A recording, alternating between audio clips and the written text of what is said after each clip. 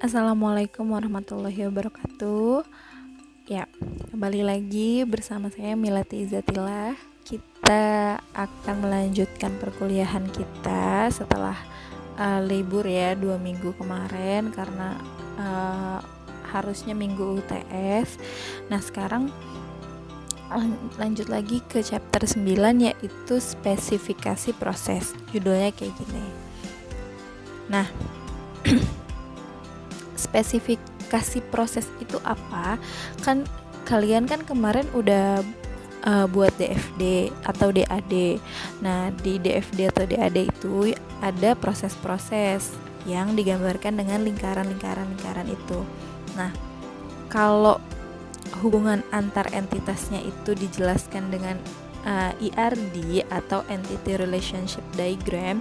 Nah, pas di prosesnya itu digambarkan lagi dengan spesifikasi proses. Jadi ketika kalian membuat DAD atau DFD, data flow diagram itu kan nanti ada entitas, ada alur data, sama ada proses. Nah, alur data nanti dijabarkan lagi, digambarkan lebih detail lagi pada kamus data.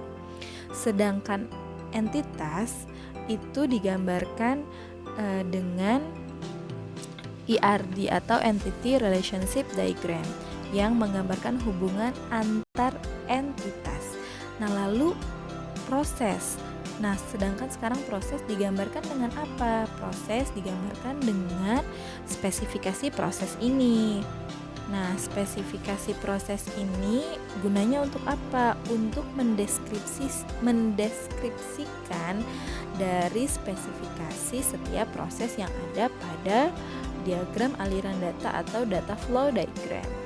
Nah, menggunakan apa spesifikasi proses ini? Menggunakan structure English atau pseudocode.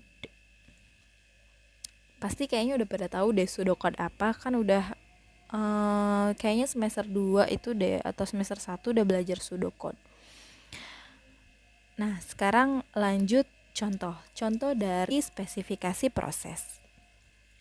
Kan kalian nama ini di diagram 0 ada 1.0, 1.2, prosesnya apa, 1.3 2.0, terus 3.0 di diagram 0 ya.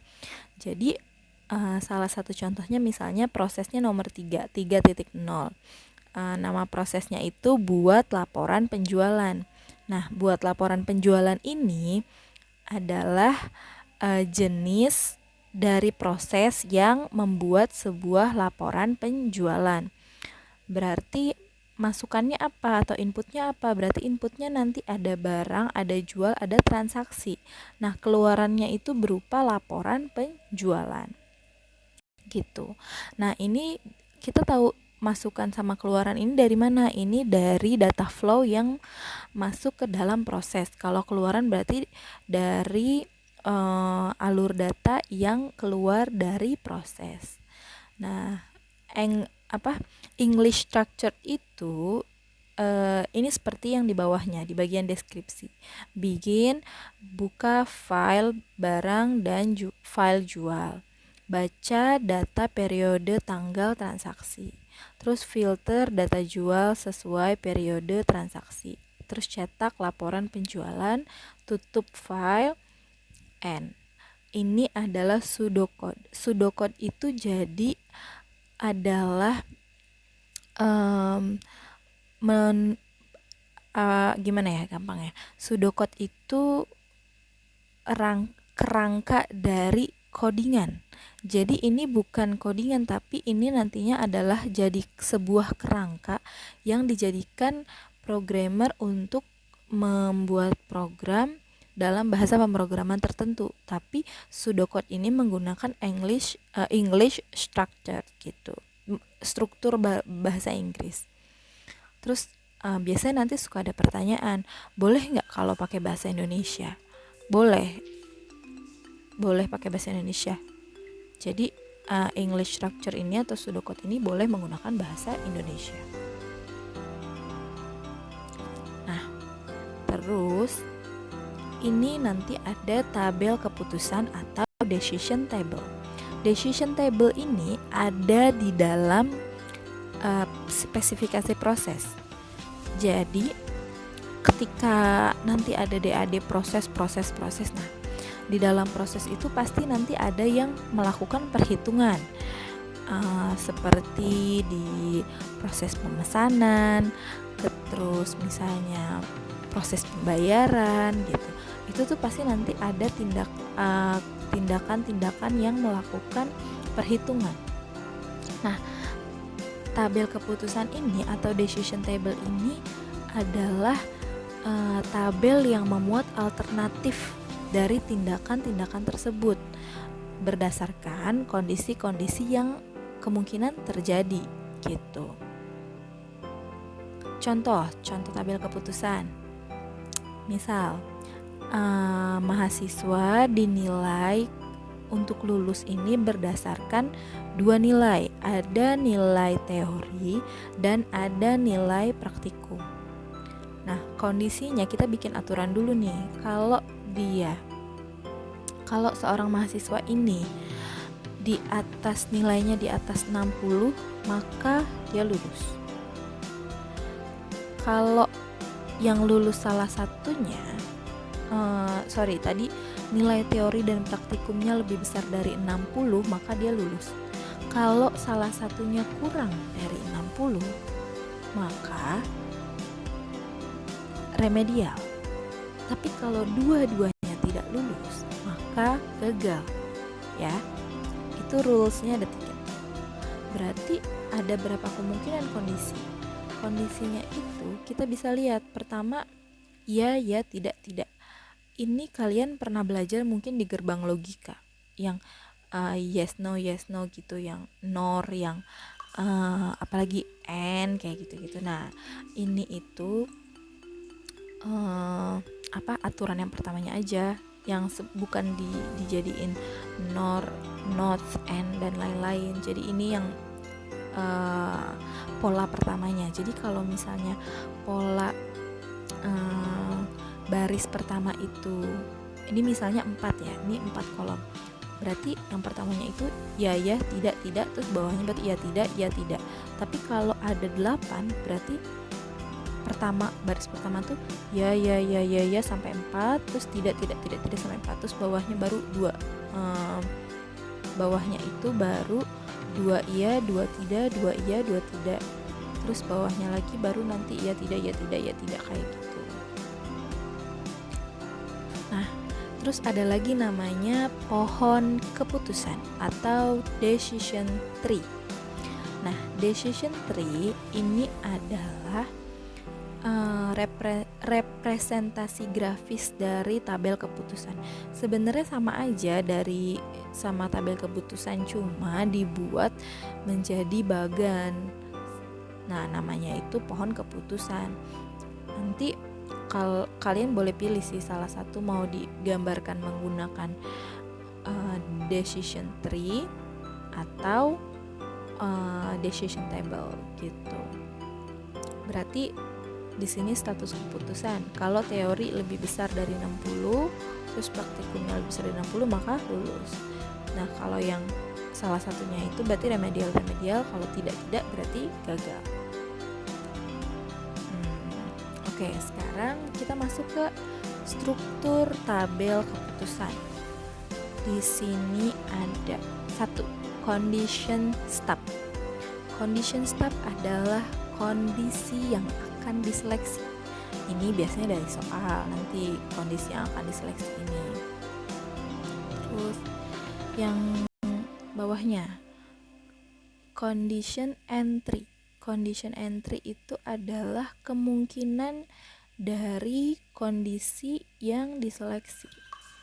Jadi condition entry itu yang mana? Condition entry itu yang ya tidak tadi. Kalau dia terpenuhi, ya tidak terpenuhi, berarti kita anggap tidak. Mau pakai no, yes no boleh nggak Bu? YN boleh aja. Saya kenapa pakai T? Karena nanti di bawahnya ada menghitung kemungkinan yang akan terjadi. Nah, jadi kan di sini kan ada 1, 2, 3 sampai N. Nah, kemungkinan yang akan terjadi itu, waduh, ini tanda tanya nih. Ini sebenarnya saya masukin equation n sama dengan 2 pangkat n. Nah, di sini nggak kebaca. Ya pokoknya gitu ya, n sama dengan 2 pangkat n itu rumusnya. Berarti kalau nanti ada 4 condition stepnya, ada 4, berarti jadinya 2 pangkat 4 gitu. Kalau condition stepnya ada 3, berarti jadi 2 pangkat 3 gitu. Terus bawahnya lagi ada action step. Action step adalah pernyataan yang akan dikerjakan jika kondisi yang diseleksi tadi terpenuhi atau tidak terpenuhi. Masih bingung ya? Nanti kita jelasin abis ini. Nah, kalau action entry itu memberi tindakan yang dilakukan dan yang tidak dilakukan. Biar nggak bingung, kita langsung masuk ke contoh. Sebelum ke contoh, berarti ini langkah-langkahnya. Berarti 1, menentukan kondisi yang akan diseleksi. Jadi misalnya ada studi kasus soal. Nah, langkah coba buat tabel keputusan. Pertama bikin spesifikasi proses dulu, terus bikin tabel keputusannya. Nah, gimana caranya bikin tabel keputusan? Yang 1, tentukan kondisi yang akan diseleksi dulu gitu. Jadi pertama kita bikin condition stepnya dulu. Terus yang kedua baru menentukan jumlah kemungkinan yang akan terjadi. Nah, menentukan jumlah kemungkinan yang akan terjadi nanti akan menjadi condition entry. N sama dengan 2 pangkat X. X itu nanti kemungkinan yang akan terjadi. 2 pangkat lah pokoknya. Itu tuh rumusnya gitu. Di sini nggak kebaca. 3 adalah menentukan tindakan yang akan dilakukan, berarti action step-nya. Terus keempat baru mengisi condition entry, kelima baru mengisi action entry. Masih nggak kebayang? Kita lanjut. Contoh tabel keputusan. Di sini ada contoh proses pemesanan. Dari proses pemesanan akan diberikan potongan apabila pesanan barang melebihi atau sama dengan batas unit minimal pesanan. Jadi misalnya gini, suatu toko ngejual sesuatu, kalau pembeliannya misalnya mencapai 1 juta baru dapat potongan gitu. Nah, unit minimal pesanan tuh gitu. Jadi misalnya menetapkan suatu minimal tertentu baru dapat potongan. Itu kondisi pertama. Kondisi kedua, potongan ini hanya berlaku bagi dealer. Berarti nanti cek apakah pembeli itu dealer atau bukan. Kalau pembelinya dealer, dan berarti ini hubungannya dan ya, karena nggak bisa salah satu. Jadi harus dua-duanya yes, baru dia menghasilkan tindakan yang mendapat potongan gitu. Karena potongan berlaku apabila melebihi batas minimal dan pembeli merupakan seorang dealer. Nah, terus yang kedua, kondisi yang selanjutnya, bila unit persediaan barang di gudang mencukupi, maka pesanan akan dikirim semuanya. Tetapi apabila tidak mencukupi, maka akan dikirim unit yang ada, kemudian dibuatkan catatan mengenai kekurangannya. Ya ampun, banyak typo, maaf ya gitu. Nanti ada back order. Lanjut, langkah pembuatan tabel keputusan. Kita ngikutin langkah-langkah yang tadi. Yang pertama adalah menentukan kondisi yang akan diseleksi. Berarti kita dari contoh soal tadi kita dapat 3 kondisi yang akan diseleksi. Yang pertama, yang kita cek apa nih kondisinya? Apakah unit yang dipesan lebih besar atau sama dengan dari minimum pembelian untuk mendapatkan potongan harga? Yang kedua, apakah pemesannya seorang dealer? Yang ketiga, apakah unit persediaannya mencukupi atau tidak? Terus yang kedua, langkah kedua tadi apa? Menentukan jumlah kemungkinan yang akan terjadi. Jumlah kemungkinan yang akan terjadi, rumusnya adalah N sama dengan 2 pangkat X. X itu tadi kondisinya. Berarti 2 pangkat 3. 2 pangkat 3 adalah 8. Berarti nanti akan ada 8 kemungkinan yang akan terjadi. Terus ketiga adalah menentukan tindakan yang akan dilakukan. Nih, dari contoh di atas terdapat 5 tindakan yang akan dilakukan. Yang pertama, mendapat potongan. Yang kedua, tidak mendapat potongan. Yang ketiga, kirim semua barang yang dipesan. Yang keempat, kirim sesuai stok yang ada. Yang kelima, buat catatan kekurangannya. Sekarang kita mengisikan condition entry. Tadi condition stop itu yang mana? Condition stop itu adalah apakah pesanan, apakah pemesannya dealer, apakah persediaan mencukupi, itu adalah condition stop. Nah, condition entry adalah yang ada di dalamnya yang YT itu. Ya tidak, ya tidak, ya tidak. Nah, mengisinya gimana? Mengisinya kalau dia ada 8 kemungkinan, berarti yang pertama ya sampai 4 baris pertama, terus tidak. Baris kedua 2 ya, 2 tidak, 2 ya, 2 tidak. Nah, yang baris ketiga ya tidak, ya tidak, ya tidak, ya tidak. Gitu. Lalu sekarang kita masuk ke 5. Mengisi action entry. Mengisi tindakan yang akan dilakukan jika kondisi seperti pada condition entry. Isi tanda sembarang, misalnya X. Jadi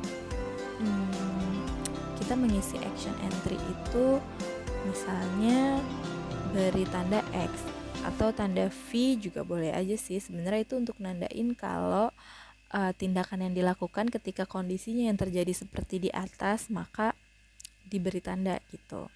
Coba kalian lihat yang kolom pertama. Kolom pertama itu kan, apakah pesanannya itu melebihi atau lebih besar dari minimum pembelian? Ya. Apakah pemesannya dealer? Ya. Apakah persediaan mencukupi? Ya. Berarti action step-nya atau tindakan yang akan dilakukannya, si pembeli tersebut akan mendapatkan potongan dan pesanannya akan dikirim semua karena persediaannya mencukupi. Gitu ya. Terus coba lihat yang kolom 2. Yang kolom 2, apakah melebihi pesanan minimum? Ya. Apakah pemesannya dealer? Ya. Tapi apakah persediaan mencukupi? Tidak mencukupi. Berarti dia mendapat potongan nggak? Iya, mendapat potongan. Berarti yang di X adalah mendapat potongan. Terus kirim semua barang yang dipesan? Tidak. Kenapa tidak? Karena bisanya kirim yang ada saja, jadi yang di X yang bawahnya. Terus buat catatan kekurangannya. Nah, itu berlanjut tuh, bikin di nomor 3, isi yang di sesuai rules 3, rules 4, rules 5, rules 6, rules 7, rules 8. Nah, sampai sini paham? Lanjut. Dari semua tadi ternyata ada yang sama nih, yang bisa digabung. Kenapa bisa digabung? Karena sebenarnya gini sih, jadi penggabungan ini, jadi tabel keputusan tuh sebenarnya sampai tadi situ aja udah cukup.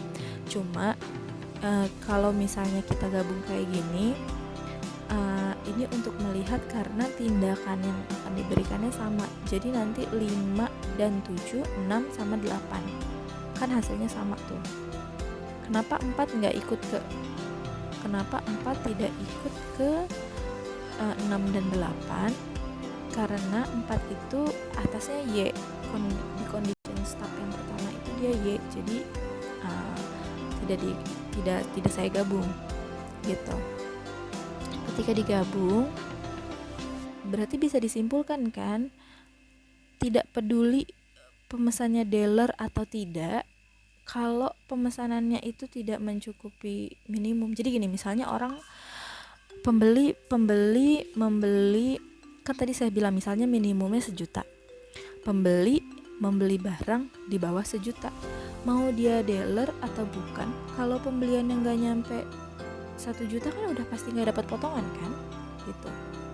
Maka dari sini disimpulin mau itu dealer atau bukan, tapi kalau condition step yang pertama tidak terpenuhi, maka dia udah pasti otomatis tidak akan mendapatkan potongan gitu. Jadi yang udah pasti mendapatkan potongan itu kalau kondisi pertama terpenuhi, kondisi 2 terpenuhi gitu. Kalau kondisi 3-nya tidak terpenuhi, bisa nggak dapat potongan? Bisa, tapi barangnya yang dikirim yang ada saja gitu. Nah, sekarang structured English-nya. Kalau mau bikin pohon keputusan sama sih kayak tadi. Jadi kalau bikin decision tree, tinggal dari tabel keputusan tadi dibikin decision tree-nya. Itu mah gampang ya, sama aja sih sebenarnya. Nah, terus kalau structure English-nya atau pseudocode-nya itu gimana caranya? Jadi tadi kan udah dijelasin di awal.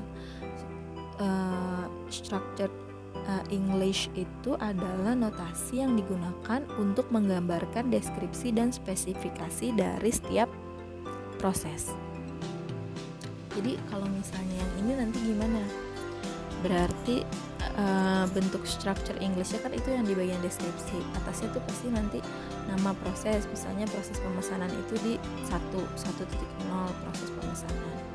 Terus inputannya apa itu nanti dilihat dari tergantung dari DAD atau DFD-nya.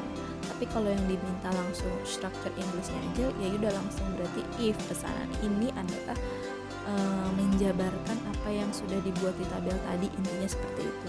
Jadi misalnya if pesanan lebih besar atau sama dengan unit minimum, potongan pemesanannya dealer, unit persediaannya mencukupi atau tersedia, maka dapat mendapat potongan dan kirim semua barang yang dipesan.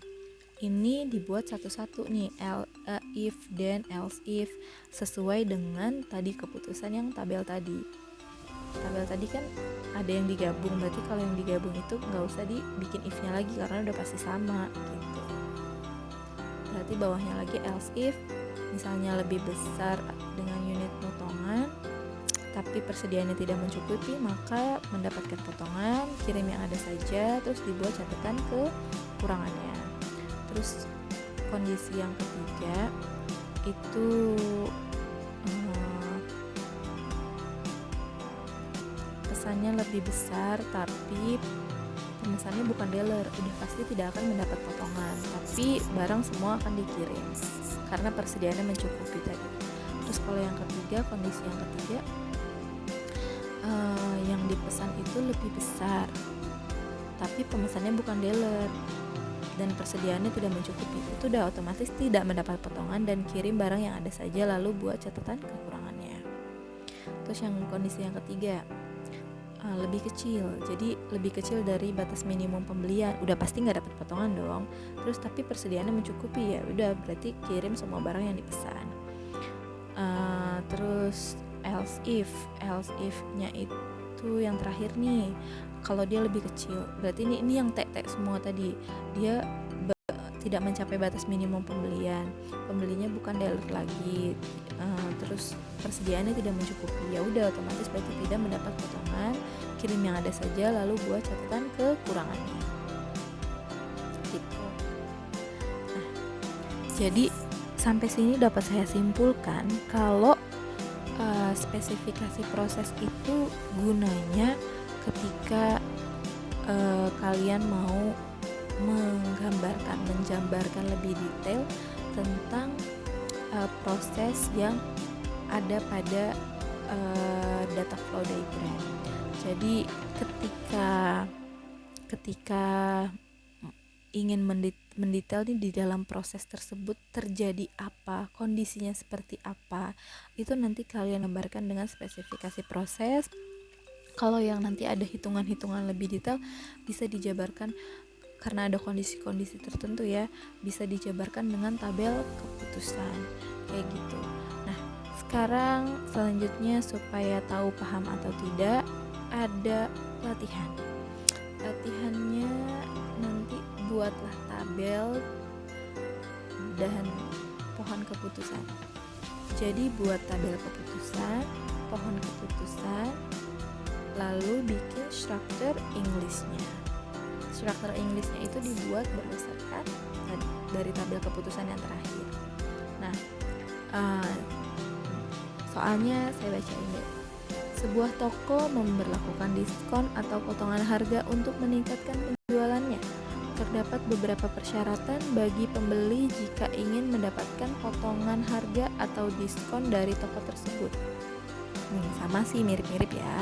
Tapi ini gini, kalau pembeli melakukan pesanan kurang dari 50 tapi pembayarannya COD, maka dia dapat diskon sebesar 4. Jika pembeli melakukan pesanan kurang dari 50 tapi pembayarannya dilakukan tidak COD, maka tidak akan dapat potongan. Tapi kalau lebih besar dari 50 dan COD, maka 6%. Jika pembeli melakukan pemesanan produk dari 50 buah namun pembayaran tidak dilakukan secara COD, maka pembeli akan mendapatkan diskon hanya sebesar 2%. Nah, dari sini udah ketahuan nih kondisinya berarti berapa. Condition entry-nya itu ada berapa. Nah, dari condition step-nya ada berapa. Jadi kondisi yang akan diseleksi ada berapa. Udah kelihatan ya kondisinya apa dan apa ada di soal. Lalu dari kondisi tersebut langkah keduanya bikin apa? Tadi bikin kemungkinan yang akan terjadi. Kolom-kolom yang tadi ya tidak ada berapa tuh, 2 pangkat berapa nih kan sesuai kondisi tadi. Terus berarti tindakan yang action step sekarang, tindakannya apa aja? Berarti tindakannya mendapat potongan 2%, dapat potongan 4%, dapat potongan 6%, tidak dapat potongan. Berarti nanti ada 1 2 3 4, ada 4 tindakan. Kayak gitu, gampang ya. Dah, selamat mengerjakan.